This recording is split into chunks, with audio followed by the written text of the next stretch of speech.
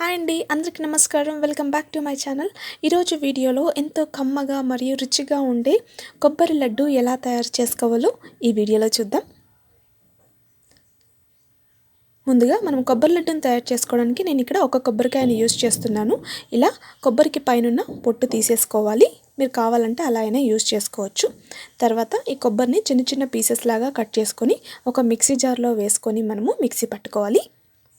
చూసారా, వాటర్ ఏమీ యాడ్ చేయకుండా ఇలా మిక్సీ పట్టుకోవాలి.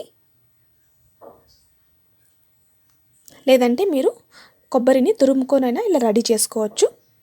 ఇప్పుడు నేను ఒక కప్పు కొబ్బరి తర్వాత అరకప్పు బెల్లం తీసుకున్నాను. ఇప్పుడు ఒక కడాయి పెట్టుకొని అందులో 2 స్పూన్ల నెయ్యిని యాడ్ చేసుకోవాలి. తర్వాత ఇందులోకి కొబ్బరిని యాడ్ చేసుకొని ఈ నెయ్యిలో బాగా మనము దూరగా మంచి వాసన వచ్చేంత వరకు వేయించుకోవాలి.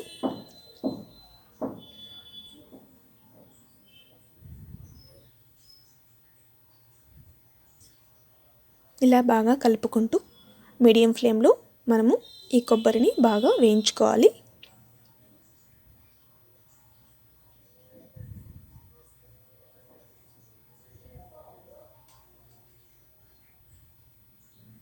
ఇలా ఒక 2-3 నిమిషాలు వేయించుకున్న తర్వాత ఇందులోకి ఇప్పుడు మనము బెల్లం తురుముని వేసుకొని ఈ కొబ్బరిలో బాగా కలిసేంత విధంగా కలుపుకోవాలి. కలుపుకొని దీన్ని కూడా మనము వేయించుకోవాలి. చూసారా, బెల్లం కరగడం స్టార్ట్ అయింది. సో ఇలా కలుపుకుంటూ ఒక 10 నుంచి 15 నిమిషాల పాటు లో ఫ్లేమ్లో దీన్ని మనము వేయించుకోవాలి.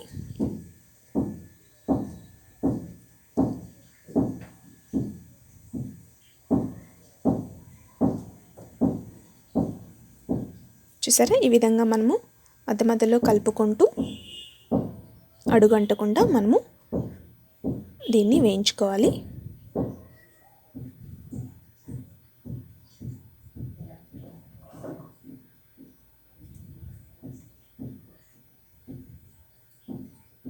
ఇప్పుడు ఇందులోకి మనము కొద్దిగా యాలకుల పొడి వేసుకోవాలి. వేసుకొని బాగా మిక్స్ చేసుకోవాలి. బాగా మిక్స్ చేసుకున్న తర్వాత చూసారా, ఇప్పుడు మనము ఉండలు కట్టడానికి ఇది సిద్ధమవుతుంది.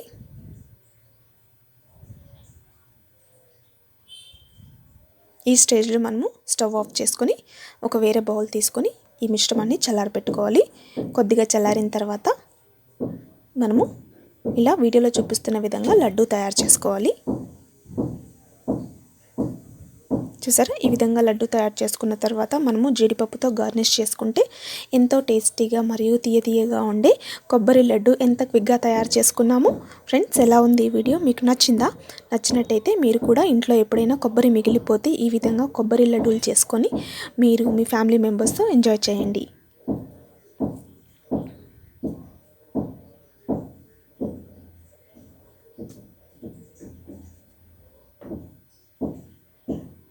Thanks for watching. Bye. Take care.